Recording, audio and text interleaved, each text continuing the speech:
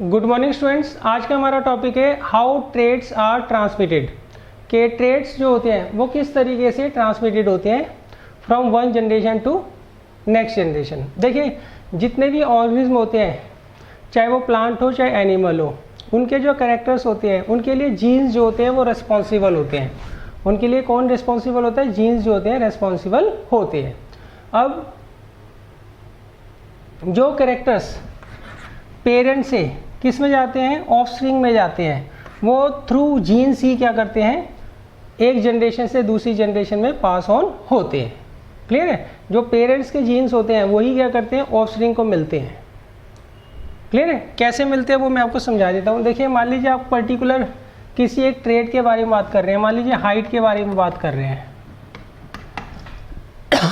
तो उस केस में क्या होगा? पेरेंट नंबर 1 और पेरेंट नंबर 2 उनके सेल्स के अंदर एक पर्टिकुलर ट्रेड के हमेशा क्या होते हैं? पेयर ऑफ जीन्स होते हैं। क्लियर है? हाइट के दो तरह के जीन्स होते हैं, एक होता है कैपिटल टी और एक होता है स्मॉल टी। कैपिटल टी जो होता है वो ऐसा जीन होता है जो कि हाइट को क्या करता है? बढ़ाता है। और जो स्मॉल टी होता है वो ऐसा जीन होता है जो हाइट को नॉर्मली नहीं बढ़ने देता है। क्लियर है? इसमें क्या होती है? ये कैपेबिलिटी होती है कि सेल को क्या करता है? डायरेक्ट करता है, ताकि सेल जो है ज़्यादा से ज़्यादा ऐसे प्रोटीन बनाए जिससे कि हाइट जो है इंसान की बड़ी होगी। अच्छा, यहाँ पर जो होता है हाइट बढ़ाने वाले जो प्रोटीन होते हैं, सही है, वो कम बनते हैं in comparison to this case. इसलिए इंसान की हाइट जो होती है इस केस में छोटी रह जाती है। अच्छा, अब अगर मान लीजिए कैपिटल टी है तो चलो दोनों ही हाइट बढ़ाने वाले जीन है, तो जो पर्सन होगा उसकी हाइट ज़्यादा होगी, टॉल होगा वो। अच्छा, कैपिटल टी स्मॉल टी और कैपिटल टी स्मॉल टी में क्या होगा? कैपिटल टी जो है वो हाइट बढ़ाने वाला जीन है और स्मॉल टी जो है वो हाइट को कम करने वाला जीन है। तो इस केस में क्या होगा? हम ये देखेंगे इनमें से कौन डोमिनेंट है और कौन रिसेसिव है। तो ये डोमिनेंट होता है और ये रिसेसिव होता है। डोमिनेंट की हमेशा बात मानी जाती है। तो यहाँ पे जो पर्सन होगा उसकी हाइट क्या होगी? टॉल होगी। स्मॉल टी में क्या होगी? हाइट जो होगी वो क्या होगी? छोटी होगी, शॉर्ट होगी, मतलब इंसान जो है वो ड्वार्फ होगा। क्लियर है? अब देखिए, पेरेंट नंबर 1 और पेरेंट नंबर 2 में हम हाइट के अकॉर्डिंग मानते हैं। तो हाइट के अकॉर्डिंग मान लीजिए इसके जो जीन है वो कैपिटल टी स्मॉल टी है और पेरेंट नंबर 2 के जो जीन्स हैं वो भी क्या है? स्मॉल टी, कैपिटल टी और स्मॉल टी है। अब देखिए होगा क्या? ये जो पेरेंट नंबर 1 है ये मान लीजिए मेल है और ये जो पेरेंट नंबर 2 है फीमेल है। तो अब गैमीट में क्या होता है? जो इनकी सेक्स सेल्स होती हैं उनमें क्या होता है? इन दोनों में से कोई एक ही जीन जो होता है वो प्रेजेंट होता है। क्लियर है? मान लीजिए इसकी जो गैमीट है उसमें कैपिटल टी जीन है और इसका जो गैमीट है उसमें स्मॉल टी क्या है? गैमीट है, जीन है। तो इस केस में क्या होगा? जब ये फ्यूज होकर जाइगोट बनाएंगे तो वहाँ पर जो हाइट के जीन्स होंगे, एक तो कैपिटल टी होगा और एक स्मॉल टी होगा। क्लियर है? तो इस तरीके से हाइट का जो ट्रेड के जीन्स हैं वो पेरेंट से किस में चले जाते हैं? ऑफस्प्रिंग में चले जाते हैं। क्लियर है? अच्छा, यहाँ पे कैपिटल टी का क्या रोल होता है? कैपिटल टी क्या करता है? सेल को डायरेक्ट करता है कि वो ऐसे प्रोटीन बनाता है जो कि ग्रोथ हार्मोन को ज़्यादा रिलीज़ करते हैं, और जितना ज़्यादा ग्रोथ हार्मोन रिलीज़ होता है उतनी ज़्यादा इंसान की क्या होगी? हाइट बढ़ जाएगी। अच्छा, स्मॉल टी क्या करता है? ये हाइट बढ़ाने वाले प्रोटीन जो कि ग्रोथ हार्मोन को स्टिमुलेट करेंगे बढ़ाने के लिए, रिलीज़ करने के लिए, वो ये क्या करते हैं? कम बनाते हैं ऐसे प्रोटीन। क्लियर है? इसलिए पर्सन की जो हाइट है वो क्या होती है? छोटी रह जाती है बाय डिफ़ॉल्ट। क्लियर है? तो इस तरीके से बच्चों ट्रेड्स जो होते हैं वो पेरेंट से क्या होते हैं? ऑफस्प्रिंग में ट्रांसमिट होते हैं। ह्यूमन बींग्स में 23 पेयर ऑफ क्रोमोसोम्स होते हैं। अच्छा, सेक्सुअल रिप्रोडक्शन के वक्त क्या होता है? मेल गैमीट और फीमेल गैमीट वो आपस में क्या करते हैं? फ्यूज़ करते हैं। यहाँ पे 23 पेयर ऑफ क्रोमोसोम्स है पेरेंट नंबर 1 में, सही है, और यहाँ पे भी 23 पेयर ऑफ क्रोमोसोम्स है, मगर इनके जो गैमीट होते हैं उनमें सिर्फ 23 क्रोमोसोम्स होते हैं। पेरेंट नंबर 2 में भी कितने होंगे? 23 क्रोमोसोम्स होंगे। जब ये यूनाइट कर जाइगोट बनाते हैं तो उसमें दोबारा से 23 पेयर ऑफ क्रोमोसोम्स हो जाते हैं। क्लियर है? अच्छा, एक कैरेक्टर है, जितने भी कैरेक्टर ह्यूमन बीइंग्स में होते हैं उसके हर कैरेक्टर के 2 जीन्स होते हैं। किसमें? पेरेंट नंबर 1 में और पेरेंट नंबर 2 में। मगर इनकी जो गैमीट्स होते हैं उनमें उन 2 में से कोई एक जीन क्या होता है, प्रेजेंट होता है, पेरेंट नंबर 1 में और पेरेंट नंबर 2 में भी। क्लियर है। अब जब ये आपस में फ्यूज़ करते हैं तो दोबारा से क्या होता है, जो ऑफस्प्रिंग प्रोड्यूस होगा उसमें उस पर्टिकुलर ट्रेट के क्या होंगे, 2 जीन्स हो जाएंगे। तो इस तरीके से बच्चों पेरेंट से बच्चों को ट्रेड्स जो होते हैं, कैरेक्टरिस्टिक्स जो होते हैं, वो जीन्स के थ्रू क्या होते हैं, ट्रांसमिट होते हैं।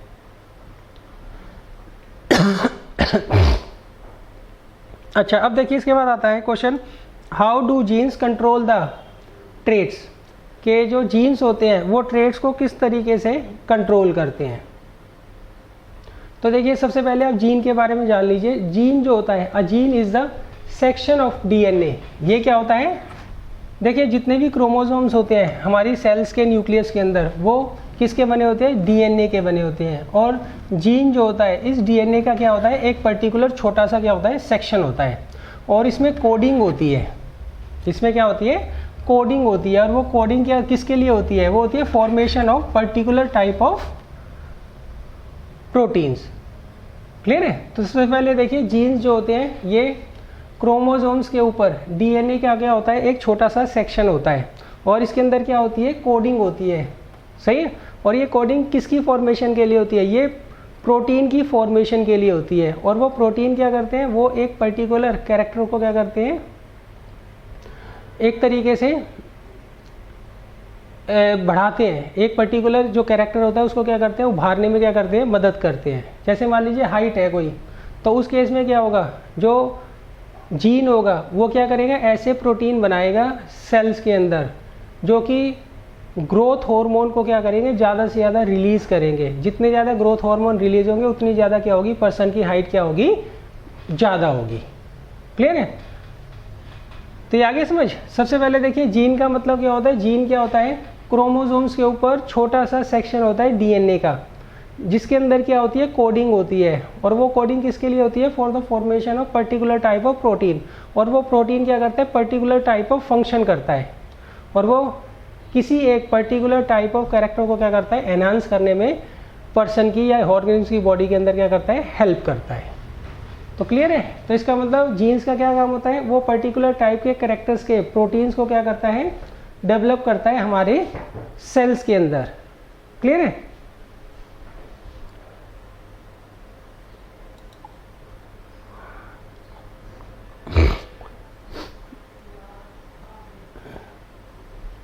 अब देखिए इसके बाद आता है how blood groups are inherited. Blood group किस तरीके से इनहेरिटेड होता है, अब हम ये पढ़ेंगे।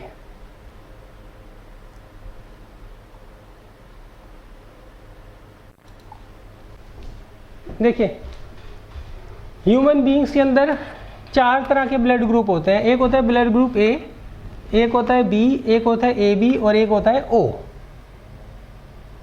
क्लियर है। अच्छा, मगर यहाँ पर हमारे पास 3 तरह के जीन्स होते हैं। एक को हम आई ए लिखते हैं, एक को आई बी, और एक को लिखते हैं आई नॉट। अब इसमें देखिए हमारे पास यहाँ पे 4 तरह के ब्लड ग्रुप हैं और 3 तरह के क्या हैं, जीन्स हैं। इनमें से पहला जीन जो होता है वो होता है आई ए, दूसरा जीन होता है आई बी, और तीसरा जीन होता है आई ओ। अच्छा, जीन ए और जीन बी जो होते हैं ये क्या होते हैं, कोडोमिनेंट होते हैं। इनमें से कोई भी ना तो रिसेसिव होता है ना ही कोई डोमिनेंट होता है। वाइल ए और ओ के कंपैरिजन में, ए और ओ के कंपैरिजन में ए क्या होता है, डोमिनेंट होता है। बी और ओ के कंपैरिजन में बी क्या होता है, डोमिनेंट होता है। मगर ए और बी के कंपैरिजन में ये दोनों क्या होते हैं, को डोमिनेंट होते हैं। इनमें कोई भी ना तो डोमिनेंट होता है ना ही रिसेसिव होता है। क्लियर है।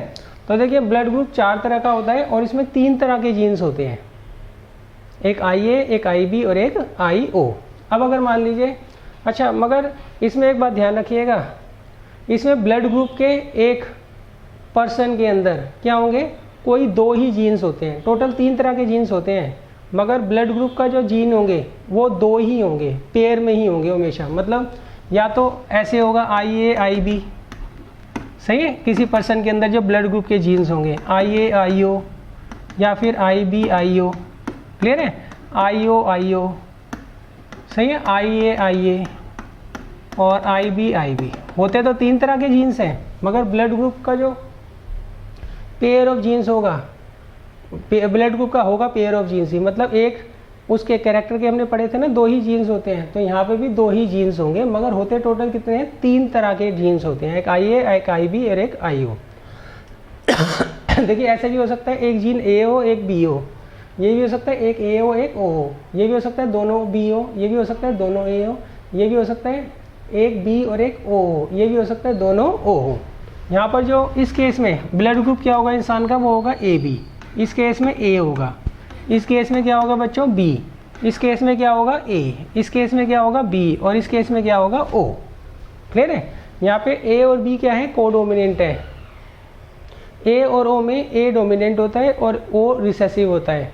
B और O में B जो होता है वो डोमिनेंट होता है और O क्या होता है, वो रिसेसिव होता है। ये आपको ध्यान रखना है। अच्छा, इसमें एक बात ध्यान रखना है, यहाँ पर ब्लड ग्रुप के 3 तरह के जीन्स होते हैं, मगर प्रेजेंट केवल 2 ही होते हैं, मगर प्रेजेंट क्या होते हैं, सिर्फ 2 ही होते हैं। अच्छा, मान लीजिए किसी का ब्लड ग्रुप का जो जीनोटाइप है वो ये है IA, तो इस केस में उसका जो ब्लड ग्रुप होगा वो क्या होगा, A होगा। क्या होगा, A होगा। अब अगर मान लीजिए किसी का जीनोटाइप IA है, तो इस केस में इसका जो ब्लड ग्रुप होगा वो क्या होगा, A होगा। क्यों? क्योंकि A और O में A जो होता है वो डोमिनेंट होता है और O जो होता है वो क्या होता है, रिसेसिव होता है। सेकंड कंडीशन देखिए, अगर किसी का जीनोटाइप ऐसा होता है IB, तो उस केस में उसका ब्लड ग्रुप क्या होगा, B होगा। अगर किसी का जीनोटाइप IBIO है तो उसका ब्लड ग्रुप क्या होगा बच्चों, तब भी B होगा, बिकॉज यहाँ पर B जो होता है वो डोमिनेंट होता है ओवर O क्या होता है, रिसेसिव होता है। अच्छा, अब अगर मान लीजिए किसी का जीनोटाइप इस तरीके से है IAIB, तो उस केस में उसका जो ब्लड ग्रुप होगा वो क्या होगा, AB होगा। इस केस में इसका जो ब्लड ग्रुप होगा वो क्या होगा, AB होगा। अच्छा, अब अगर मान लीजिए किसी का ब्लड ग्रुप का जीनोटाइप IO हो, तो उसका ब्लड ग्रुप क्या होगा, O होगा। क्लियर है? तो देखिए टोटल हमारे पास 4 तरह के ब्लड ग्रुप होते हैं, A, B, AB और O, और इनके लिए 3 जीन्स रेस्पॉन्सिबल होते हैं, IA, IB, IO।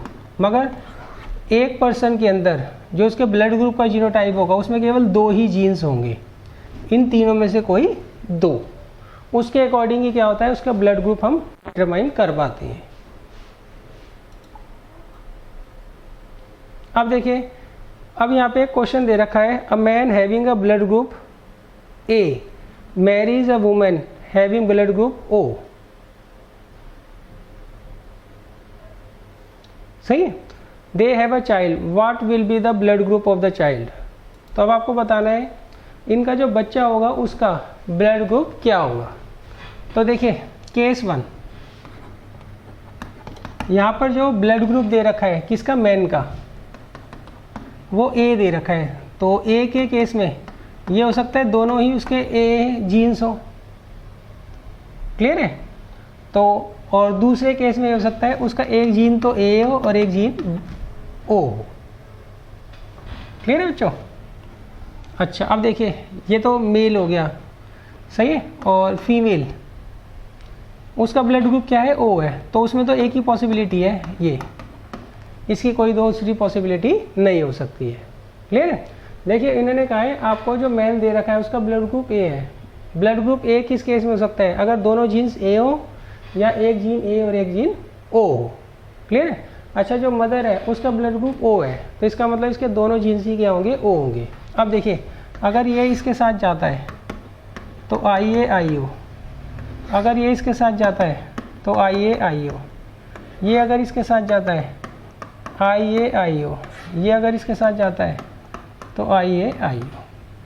तो इन चारों केसेस में जो ब्लड ग्रुप होगा पर्सन का वो क्या होगा, A होगा। अब देखिए केस 2,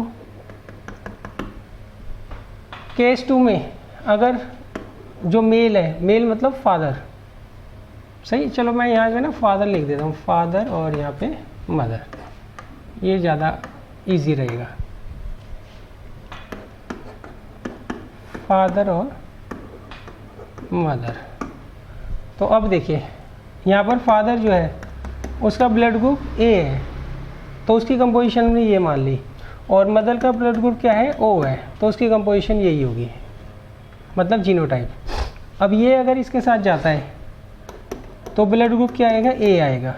ये अगर इसके साथ जाता है तो भी ब्लड ग्रुप क्या आएगा, ए आएगा।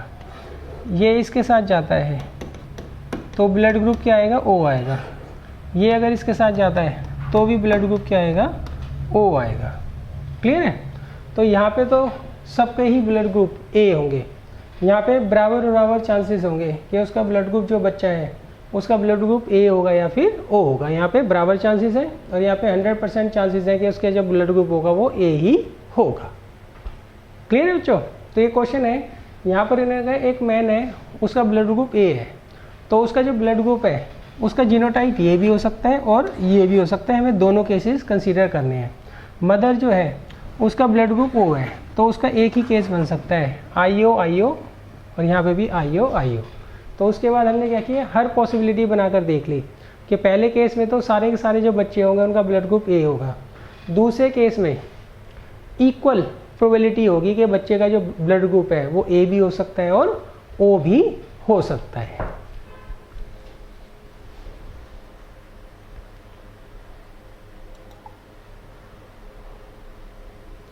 अच्छा, अब देखिए, मान लीजिए आपको एक पर्टिकुलर कंडीशन दे रखी है। वो कंडीशन ये है कि यहाँ पर एक मैन है,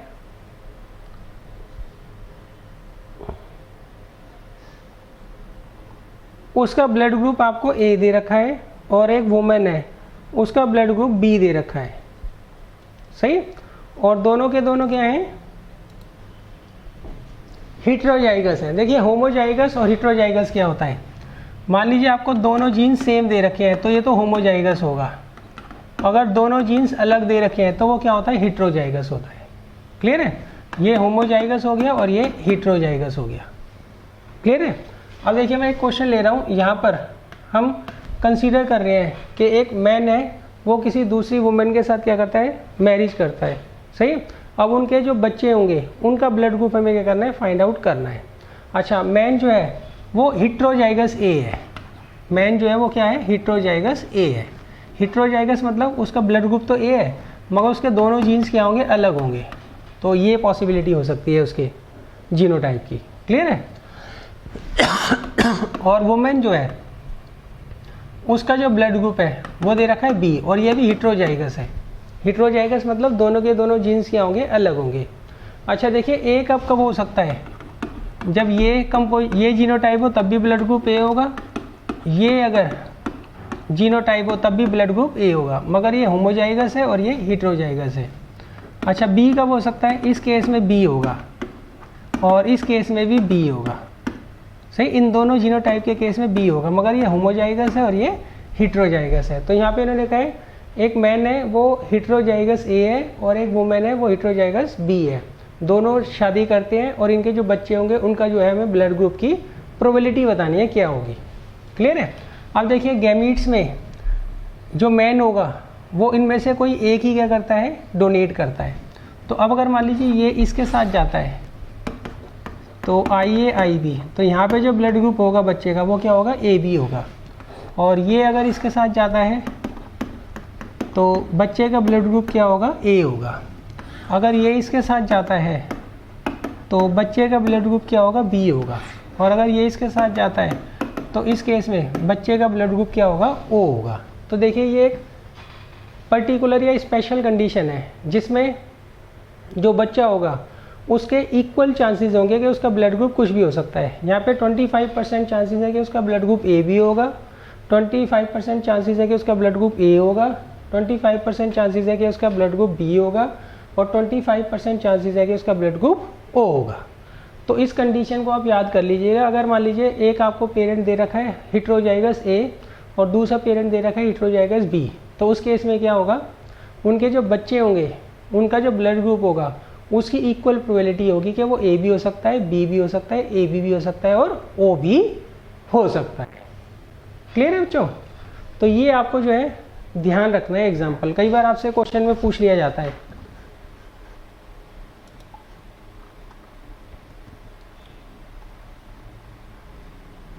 अब देखिए, इसके बाद आता है सेक्स डिटर्मिनेशन। देखिए ह्यूमन बींग्स के अंदर 23 पेयर होते हैं क्रोमोसोम्स के, उसमें से पहले 22 जो क्रोमोसोम्स होते हैं वो जर्नल फीचर्स के लिए होते हैं, और जो 23rd पेयर ऑफ क्रोमोसोम होता है वो सेक्स डिटर्मिनेशन के लिए होता है। वो किसके लिए होता है? सेक्स डिटर्मिनेशन के लिए होता है। तो देखिए सबसे पहले सेक्स डिटर्मिनेशन की डेफिनेशन देख लीजिए। The process by which sex of a person is determined is called sex determination. ये एक ऐसा प्रोसेस होता है जिससे कि हम क्या करते हैं, एक पर्टिकुलर ऑर्गन का सेक्स क्या करते हैं, डिटरमाइन करते हैं। क्लियर बच्चों? अच्छा अब देखिए the chromosome which determine the sex of a person is called sex chromosome. Sex chromosomes कौन से होते हैं? ये वो क्रोमोसोम होता है जो किसी भी पर्सन का सेक्स जो होता है वो डिटरमाइन करता है। अच्छा अब देखिए there are 2 type of sex chromosomes, one is called X chromosome and second is Y chromosome. Clear बच्चों? अब देखिए जो मेल होता है उसका जो 23rd पेयर होता है क्रोमोसोम का, सही है, उसमें तो एक तो एक्स क्रोमोसोम होता है और एक क्या होता है, वाई क्रोमोसोम होता है। क्लियर है बच्चों? अच्छा और जो वुमेन होती है उसका जो 23rd पेयर होता है क्रोमोसोम का, वो दोनों क्या होते हैं, एक्स एक्स होते हैं। वो दोनों क्या होते हैं, एक्स एक्स होते हैं। क्लियर है? देखिए टोटल जो होते हैं 23 पेयर होते हैं क्रोमोसोम्स के, किसमें, ह्यूमन बींग्स के अंदर। पहले 22 जो होते हैं वो जनरल फीचर्स के लिए होते हैं कि भाई आँख कैसी होगी, नाक कैसी होगी, स्किन का जो कलर है वो कैसा होगा, बाल कैसे होंगे। जो 23rd होता है पेयर क्रोमोसोम का, वो क्या होता है, सेक्स डिटरमाइन करता है कि वो जो ह्यूमन बींग है वो मेल होगा या फिर फीमेल होगा। क्लियर है? अच्छा जो मेल होता है उसका जो 23rd पेयर होता है क्रोमोसोम का, उसमें एक एक्स होता है और एक वाई होता है।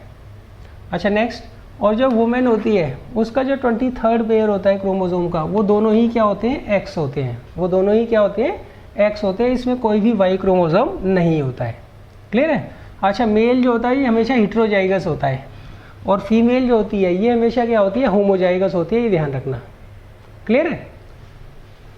मेल हमेशा क्या होता है, हेटेरोजाइगस होता है, और जो वुमेन होती है ये क्या होती है, हमेशा होमोजाइगस होती है। इसके दोनों जीन्स कह लीजिए या क्रोमोसोम कह लीजिए वो सेम होते हैं। इसके दोनों क्रोमोसोम कह लीजिए, जीन्स कह लीजिए, वो क्या होते हैं, डिफरेंट होते हैं। क्लियर है? अच्छा अब इसमें जो वाई होता है वो हमेशा क्या होता है, डोमिनेंट होता है। किस पर, एक्स पर। वाई जो होता है वो हमेशा क्या होता है, डोमिनेंट होता है एक्स पर। और एक्स जो होता है रिसेसिव होता है, किसके अगेंस्ट, वाई के अगेंस्ट। मतलब एक्स और वाई में किसकी मानी जाएगी, हमेशा वाई की मानी जाएगी। क्लियर है? अच्छा अब इसमें जो एक्स होता है वो तो फीमेल बेबी को रिप्रेजेंट करता है, कि जो बेबी है वो क्या होगा, गर्ल होगा। सही? ये फीमेल बेबी के लिए क्या करता है, को रिप्रेजेंट करता है, मतलब गर्ल को रिप्रेजेंट करता है। सही? और जो वाई होता है ये मेल बेबी को क्या करता है, रिप्रेजेंट करता है, मतलब बॉय को रिप्रेजेंट करता है। क्लियर है? और इसमें वाई जो होता है वो क्या होता है, डोमिनेंट होता है, किसके ऊपर, एक्स के ऊपर। तो इस तरीके से आप एक्सप्लेन कर सकते हो कि इसके 23rd पेयर ऑफ क्रोमोसोम के लिए को, जो कि सेक्स डिटरमाइन करता है किसी भी ह्यूमन बीइंग का। क्लियर है? अब देखिए होता क्या है,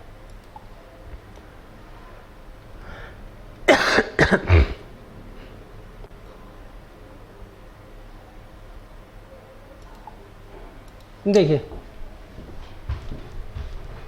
ये आपको मदर दे रखी है और ये फादर दे रखा है। सही है? इसका जो 23rd पेयर होता है क्रोमोसोम का, उसमें दोनों ही एक्स क्रोमोसोम्स होते हैं। वाइल जो फादर होता है उसमें एक एक्स होता है और एक वाई होता है। क्लियर है?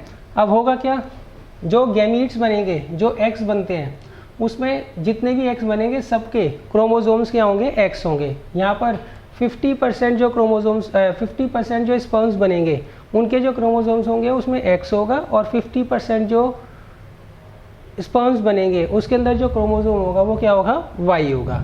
अब अगर मान लीजिए ये इसके साथ जाकर फ्यूज़ करता है, ये देखिए ये तो मदर है, मदर के दोनों जो 23rd पेयर ऑफ क्रोमोसोम होता है वो होता है कैपिटल एक्स, और फादर जो होता है उसका कैपिटल एक्स और कैपिटल वाई होता है। अब अगर मान लीजिए ये इसके साथ जाता है तो कैपिटल एक्स, अगर ये इसके साथ जाता है कैपिटल एक्स कैपिटल वाई, ये अगर इसके साथ जाता है तो कैपिटल एक्स कैपिटल एक्स, ये अगर इसके साथ जाता है तो कैपिटल एक्स कैपिटल वाई।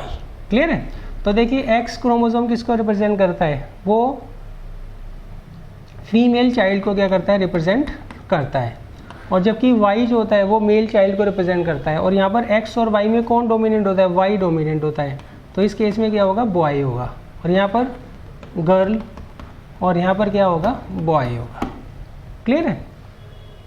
तो अब देखिए नेचर ने क्या किया है, जो 23rd पेयर है क्रोमोसोम का वो इस तरीके से बनाया है ताकि जब भी मेल फीमेल और मेल सही है आपस में मिले तो उनके जो बच्चे होंगे उन वहाँ पर क्या होगी, इक्वल प्रोबेबिलिटी होगी। यहाँ पर देखिए 4 में से 2 बॉयज़ हैं और 2 गर्ल्स हैं, तो यहाँ पे प्रोबेबिलिटी ऑफ अ गर्ल क्या होगी, वो भी 50% है, और प्रोबेबिलिटी जो है बॉय की वो भी क्या है, 50% है। तो इसका मतलब नेचर ने एक तरीके से हमारा जो 23rd पेयर है, ह्यूमन बींग्स के जो 23rd पेयर ऑफ क्रोमोसोम है उसको इस तरीके से कंस्ट्रक्ट किया है कि नॉर्मली सही है एट एन एवरेज 50% तो बॉय हो और 50% गर्ल हो। उसका मतलब नेचर ने दोनों को बैलेंस बना के चला है, सही कि 50% तो बॉयज़ होंगे और 50% क्या होंगे, गर्ल्स होंगी।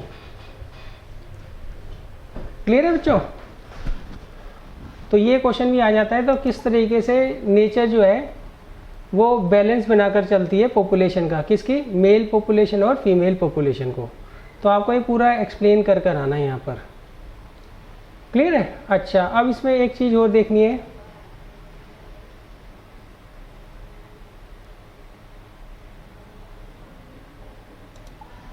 देखिए यहाँ पर एक तो मदर है और एक फादर है।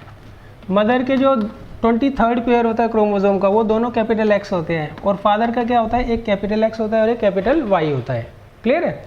तो यहाँ पर देखिए अगर ये इसके साथ जाता है तो गर्ल बनेगी, अगर ये इसके साथ जाता है तो बॉय, ये इसके साथ जाता है तो भी गर्ल, और ये इसके साथ जाता है तो भी, तो क्या बनेगा, बॉय बनेगा। क्लियर है? तो अब देखिए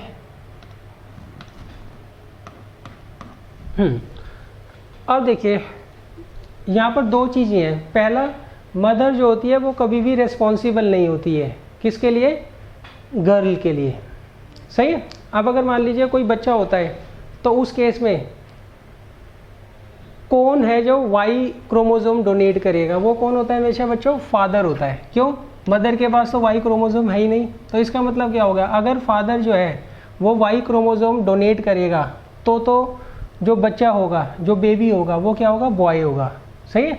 अगर फादर जो है एक्स क्रोमोसोम डोनेट करेगा तो उस केस में क्या होगा, जो बच्चा होगा वो क्या होगी, गर्ल होगी। तो इसका मतलब यहाँ पर कौन रेस्पॉन्सिबल है कि बच्चा जो है वो बॉय होगा या गर्ल होगा, वो कौन है, सिर्फ फादर है। क्यों?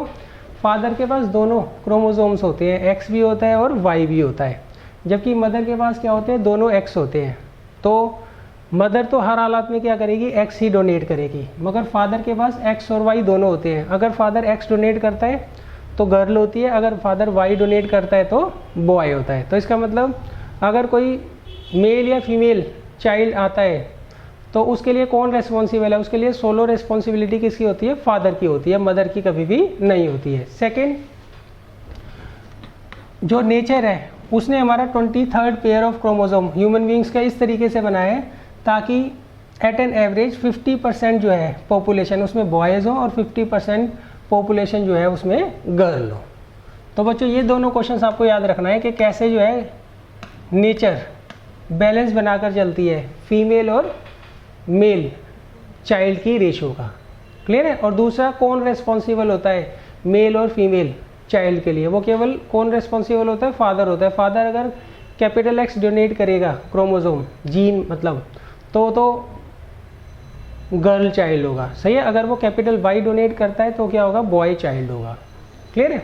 अच्छा, अब देखिए कुछ ऐसे केसेस हैं जहाँ पर sex determination is also controlled by the environmental factor. यहाँ पे सेक्स का जो डिटर्मिनेशन होता है वो कौन डिटरमाइन करता है, एनवायरमेंटल फैक्टर्स जो होते हैं वो क्या करते हैं, सेक्स डिटर्मिनेशन को कंट्रोल करते हैं। कैसे करते हैं? देखिए कुछ रेप्टाइल्स होते हैं, in some reptiles the temperature at which the fertilised egg is incubated before hatching plays a role in determining the sex of the offspring. Clear है? यहाँ पे जो टेम्परेचर होता है वो क्या करता है, रेस्पॉन्सिबल होता है कि जो ऑफस्प्रिंग आएगा वो मेल होगा या फिर फीमेल होगा। क्लियर है? अच्छा देखिए, it has been found that in a turtle के केस में क्या होता है, high incubation temperature leads to the development of a female offspring. Clear है? अगर मान लीजिए यहाँ पर हाई इंक्यूबेशन टेम्परेचर होता है तो उस केस में क्या होता है, फीमेल ऑफस्प्रिंग क्या होता है, प्रोड्यूस होता है। On the other hand in the case of lizard के केस में क्या होता है, high incubation temperature results in male offspring. Clear है? तो देखिए टर्टल में क्या होता है, अगर हाई इंक्यूबेशन टेम्परेचर होता है तो उसमें फीमेल ऑफस्प्रिंग क्या होता है, प्रोड्यूस होता है। जबकि लिजर्ड के केस में क्या होता है, high incubation temperature male offspring क्या करता है, प्रोड्यूस करता है। अब देखिए कुछ एनिमल्स हो गए such as snails, individual can change sex. यहाँ पे जो है स्नेल जो होता है वो अपना सेक्स भी चेंज कर सकता है।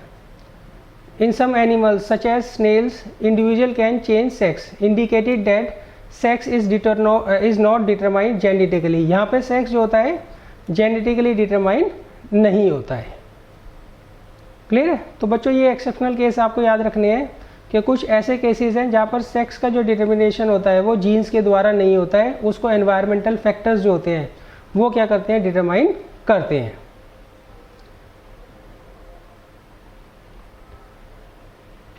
अब बच्चों इसके बाद कुछ क्वेश्चन आंसर्स हैं ये आप कर लीजिएगा और इनसे रिलेटेड जितने भी क्वेश्चंस हैं आप में से पूछ लीजिएगा।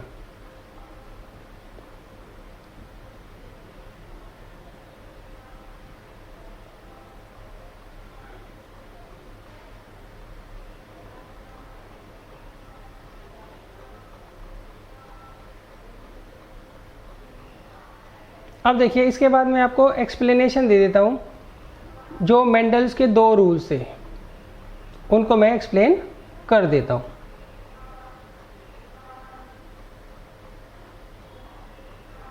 ये बच्चों क्वेश्चंस हैं, इनको आपको क्या करना है, खुद करना है। सही?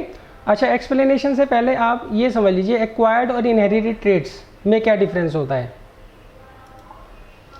देखिए सबसे पहले हम पढ़ते हैं एक्वायर्ड ट्रेट्स। एक्वायर्ड ट्रेट्स वो होते हैं जो उसको जेनेटिकली नहीं मिलते हैं, जो एक जनरेशन से दूसरी जनरेशन पास ऑन नहीं होते हैं। क्लियर है? मान लीजिए बच्चा एक, उसने स्विमिंग सीख ली, सही, तो वो उसका एक्वायर्ड ट्रेट है। अब जब उसके बच्चे आएंगे तो ज़रूरी नहीं उनको स्विमिंग आती होगी। क्लियर है? उनको क्या करनी पड़ेगी, स्विमिंग सीखनी पड़ेगी। क्लियर है बच्चों? मान लीजिए एक पर्सन है वो बहुत बढ़िया बॉक्सर है, तो ज़रूरी नहीं है उसके जो बच्चे होंगे वो भी बहुत बढ़िया बॉक्सर होंगे, उनको क्या करनी पड़ेगी, बॉक्सिंग सीखनी पड़ेगी। तो ये क्या है, एक्वायर्ड ट्रेट्स हैं, ये एक जनरेशन से दूसरे जनरेशन में पास ऑन नहीं होते हैं। तो सबसे पहले देखिए acquired trait, a trait of an organism which is not inherited but develop in response to the environment is called acquired traits. Acquired traits वो होते हैं जो एक जनरेशन से दूसरी जनरेशन पास ऑन नहीं होते हैं। सही है? For example if a beetle does not get sufficient food for considerable time, its weight will be reduced due to the starvation. The low weight of this beetle is an acquired trait of the beetle which has been acquired in response to the environment which contained insufficient food. सही? मान लीजिए कोई beetle है, अब अगर मान लीजिए वो ऐसे एनवायरनमेंट पे रह रही है, ऐसी जगह रह रही है जहाँ पर उसको सफिशिएंट अमाउंट ऑफ फूड नहीं मिल रहा है, तो धीरे धीरे क्या होगा, उसका वेट कम होगा और वो क्या होगी, पतली होती चली जाएगी। क्लियर है? तो अब यहाँ पर जो उसका स्टारवेशन के कारण वेट घटा है वो उसका क्या है, एक्वायर्ड ट्रेट है। सही है? वो उसके बच्चों को पास ऑन नहीं होगा, तो इसलिए क्या है बच्चों, एक्वायर्ड ट्रेट्स। एक्वायर्ड ट्रेट्स वो होते हैं जो कि एक जनरेशन से दूसरी जनरेशन पास ऑन नहीं होते हैं। अब देखिए इसके ऊपर एक एग्जांपल दे रखा है इन्होंने, suppose the tail of a mouse get cut. इसके लिए उन्होंने क्या किया, एक माउस लिया, उसकी टेल कट कर दी। सही है?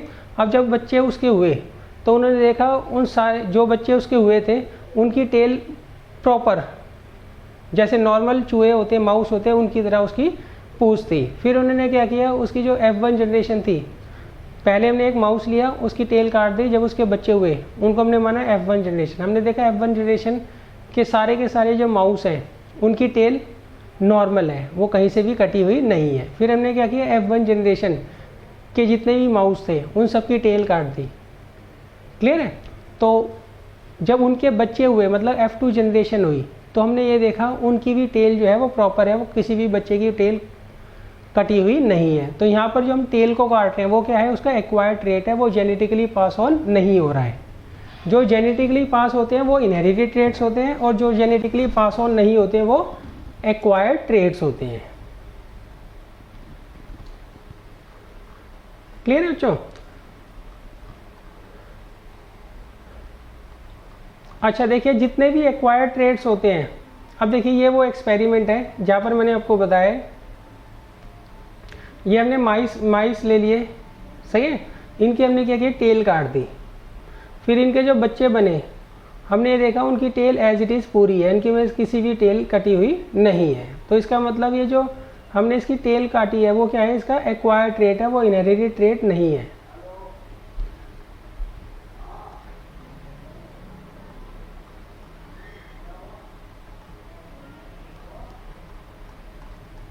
अच्छा अब देखिए इसके बाद आता है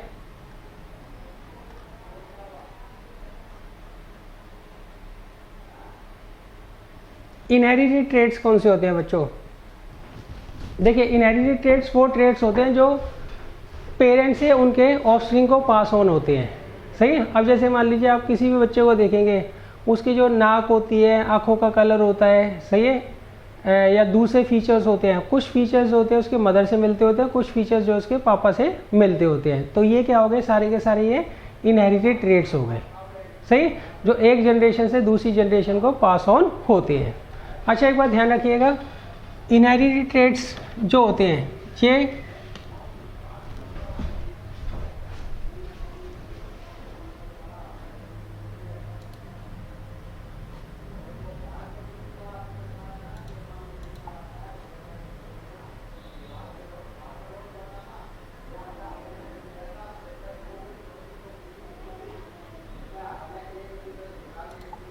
देखिए जितने भी इनहेरिटेड ट्रेट्स हैं वो क्या करते हैं, जीन्स के अंदर क्या करते हैं, चेंजेस करते हैं।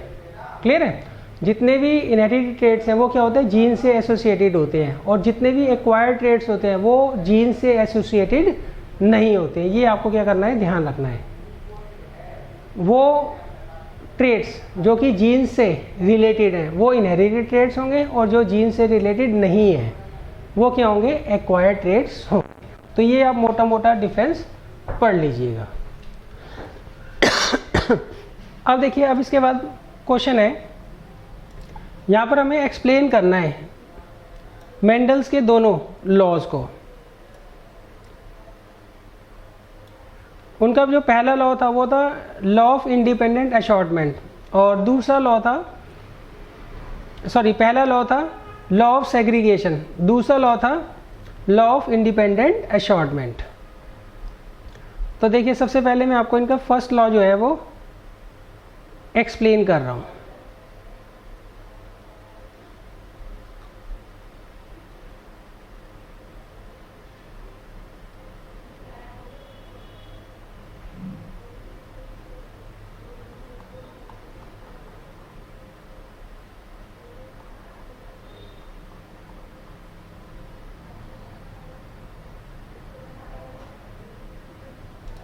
देखिए मेंडल का जो फर्स्ट रूल था उसे हम कहते हैं law of segregation. Law of segregation ये कहता है जितने भी ट्रेट्स होते हैं ऑर्गेनिज्म के, वो हमेशा क्या होते हैं, इंटरनल फैक्टर्स के ऊपर डिपेंड करते हैं, और वो इंटरनल फैक्टर्स क्या होते हैं, हमेशा पेयर में होते हैं।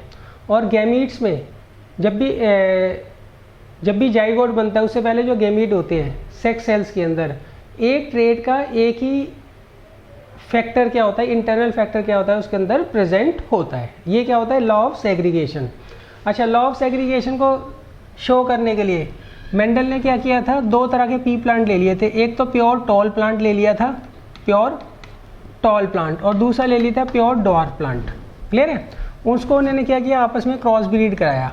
तो अगर ये इसके साथ गया तो कैपिटल डी स्मॉल टी, ये इसके साथ गया कैपिटल टी स्मॉल टी, ये इसके साथ गया तो कैपिटल टी स्मॉल टी, अगर ये इसके साथ जाता है तो वो आएगा कैपिटल टी स्मॉल टी। तो उन्होंने ये देखा जो F1 जनरेशन है उसमें सारे के सारे जो पी प्लांट बने थे उनकी हाइट क्या थी, बड़ी थी, उनकी हाइट क्या थी, ज़्यादा थी। फिर उन्होंने क्या किया, ये F1 जनरेशन के 2 प्लांट्स ले लिए, उनको आपस में क्रॉस ब्रीड कराया, सही है, या सेल्फ पॉलिनेशन भी बोल सकते हैं। अगर ये इसके साथ जाता है तो कैपिटल टी, ये इसके साथ जाता है कैपिटल टी स्मॉल टी, ये इसके साथ जाता है कैपिटल टी स्मॉल टी, ये इसके साथ जाता है स्मॉल टी। तो इस केस में देखिए ये पहले 3 जो है ये तो टॉल प्लांट होंगे और थर्ड जो है ये क्या होगा, ड्वार्फ प्लांट होगा, इसकी हाइट क्या होगी, छोटी होगी। तो यहाँ पे टॉल और ड्वार्फ की रेशो क्या थी, 3:1 थी। क्या थी रेशो, 3:1। क्लियर है। तो देखिए ये तो हमने ना एज ए प्रोबेबिलिटी मानकर चल रहे हैं, सही है। उन्होंने एक्चुअली में क्या किया था, F2 जनरेशन में 1064 पी प्लांट्स क्या कर रहे थे, प्रोड्यूस कर रहे थे। उनमें से 787 जो पी प्लांट्स थे उनकी हाइट ज़्यादा थी और 277 पी प्लांट्स की हाइट क्या थी, कम थी। तो जब इन्होंने इसकी रेशो निकाली तो वो कितनी आ रही थी, अप्रॉक्सीमेट 3:1 आ रही थी। तो इसी को हम क्या बोलते हैं, मोनो हाइब्रिड रेशो बोलते हैं, सही। मोनो हाइब्रिड रेशो क्या होती है, 3:1 होती है। मतलब यहाँ पे 3:1 किसकी रेशो होगी, डोमिनेंट और रिसेसिव ट्रेड्स की जो रेशो होगी वो क्या होगी, 3:1 होगी।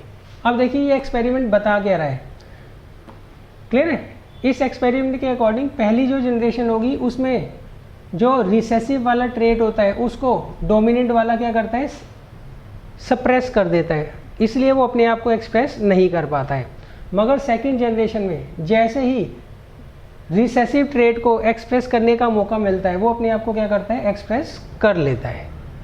क्लियर है। फर्स्ट जनरेशन में उनको कैसे आइडिया लगा कि भाई एक जो जीन होता है वो डोमिनेंट होता है और दूसरा रिसेसिव होता है। उनको यहाँ से मिला कि भाई पहली जनरेशन में तो सारे के सारे क्या है, डोमिनेंट है, सारे के सारे जो पी प्लांट है वो टॉल है, मतलब डोमिनेंट कैरेक्टर को फॉलो कर रहे हैं। अच्छा, दूसरे में उन्होंने देखा कि एक जो रिसेसिव कैरेक्टर वाला है वो भी अपने आप को क्या कर रहा है, एक्सप्रेस कर रहा है। क्लियर है। तो इसका मतलब यहाँ पर जो स्मॉल हाइट वाला जीन है उसको जरूर ना जरूर टॉल हाइट वाले जीन ने क्या किया होगा, सप्रेस कर दिया होगा, दबा दिया होगा। मगर जैसे ही उसको मौका मिला, किसको, ड्वार्फ हाइट वाले जीन्स को, उसने अपने आप को क्या कर दिया, एक्सप्रेस कर दिया। क्लियर है। अच्छा, इसमें एक बात ध्यान रखना, सेकेंड जनरेशन में उन्होंने 1064 प्लांट्स बनाए थे, उसमें से इतने टॉल थे और इतने ड्वार्फ थे, और इनकी जो रफली एवरेज थी वो क्या रेशो थी, वो कितनी आ रही थी, 3:1 आ रही थी। ये जो हम बना रहे हैं बच्चों, ये प्रोबेबिलिटी के हिसाब से बना रहे हैं। क्लियर है बच्चों। अच्छा, अब देखिए इसके बाद आता है दूसरा था लॉ ऑफ इंडिपेंडेंट असॉर्टमेंट। यहाँ पर उन्होंने एट ए टाइम 2 कैरेक्टर्स को स्टडी किया था, एट ए टाइम 2 कैरेक्टर्स को यहाँ पर उन्होंने स्टडी करा था।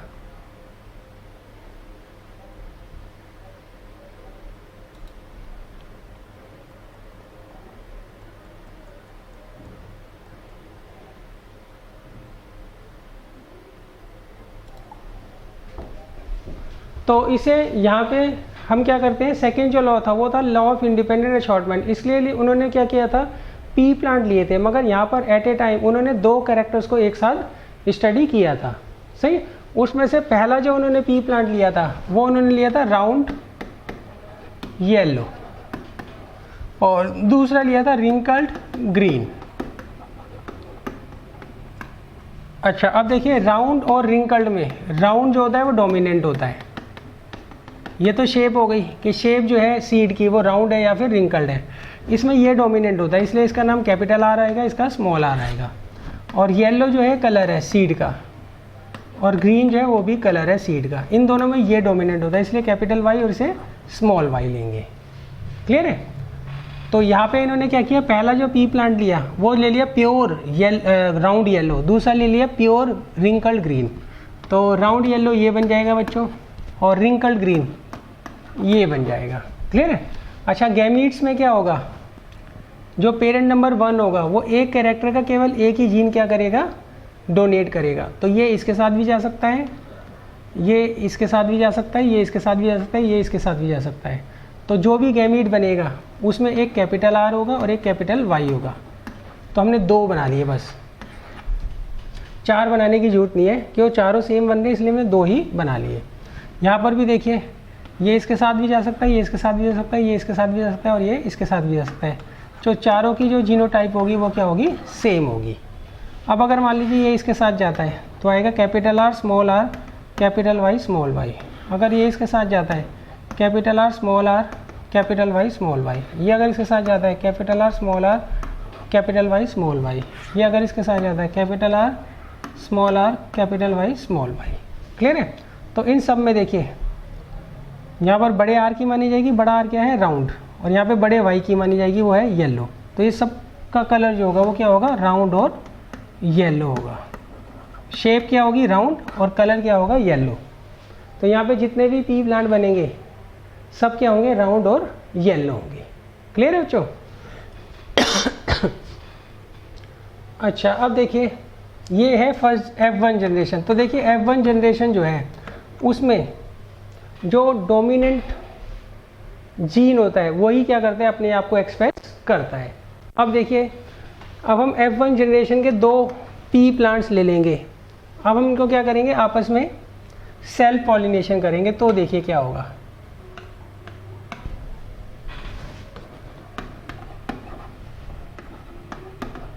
अब देखिए ये इसके साथ भी जा सकता है गैमीट फॉर्मेशन में, ये इसके साथ भी जा सकता है, ये इसके साथ भी जा सकता है और ये इसके साथ भी जा सकता है। सही, सिमिलरली यहाँ पर आएगा।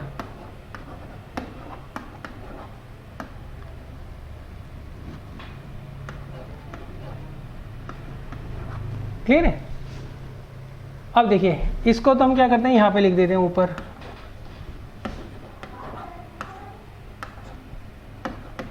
और इसको यहाँ लिख देते हैं।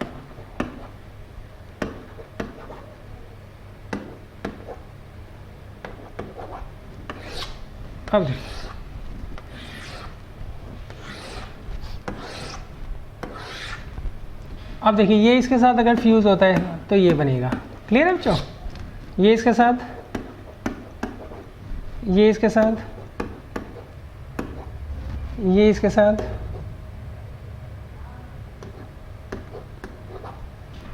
क्लियर। इस तरीके से हम पूरा का पूरा चार्ट बना लेंगे।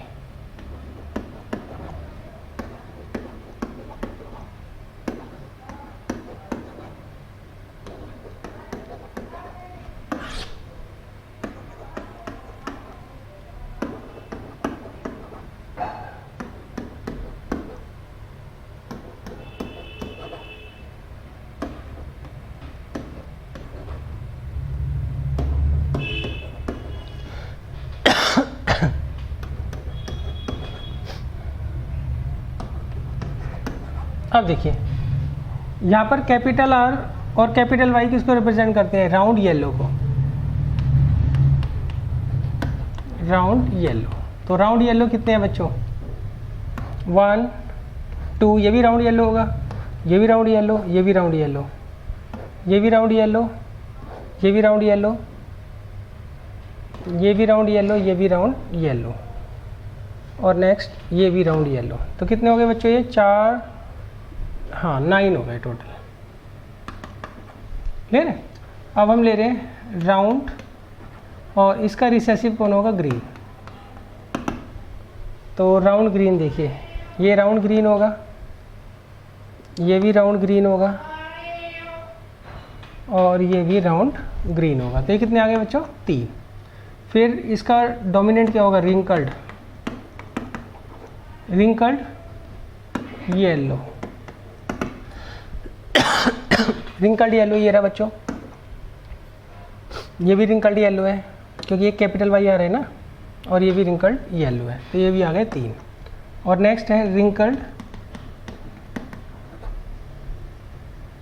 ग्रीन, ये लास्ट वाला है 1। क्लियर है। तो यहाँ पे जो है F2 जनरेशन में जो रेशो आ रही है वो क्या आ रही है, 9:3:3:1। क्लियर है? इसे हम क्या बोलते हैं, डाई हाइब्रिड रेशो बोलते हैं। इसे क्या बोलते हैं बच्चों हम, डाई हाइब्रिड रेशो। ये बच्चों रेशो जो है हमने एज ए प्रोबेबिलिटी निकाली है, प्रोबेबिलिटी का यूज़ कर कर निकाली है। अब एक्चुअली में हुआ क्या था, उन्होंने F2 जनरेशन में टोटल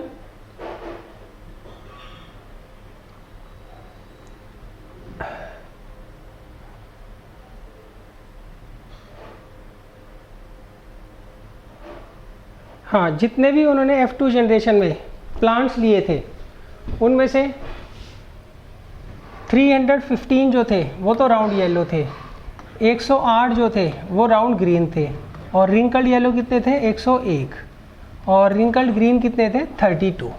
सही। जब उन्होंने उसकी रेशो निकाली तो वो क्या आ रही थी, 9:3:3:1 आ रही थी रेशो। क्लियर है? इनको ऐड कर लेते हैं, देखिए कितनी है टोटल ये।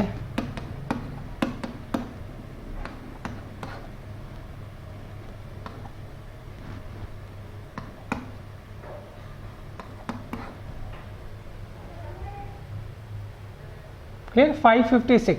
556 में 315 जो थे वो दोनों डोमिनेंट वाले थे, 108 कितने थे, पहला डोमिनेंट दूसरा रिसेसिव, 101 पहला रिसेसिव दूसरा डोमिनेंट, और दोनों रिसेसिव वाले कितने थे, 32। इनकी रफली एवरेज जो आ रही थी वो कितनी आ रही थी, 9:3:3:1 आ रही थी। क्लियर है?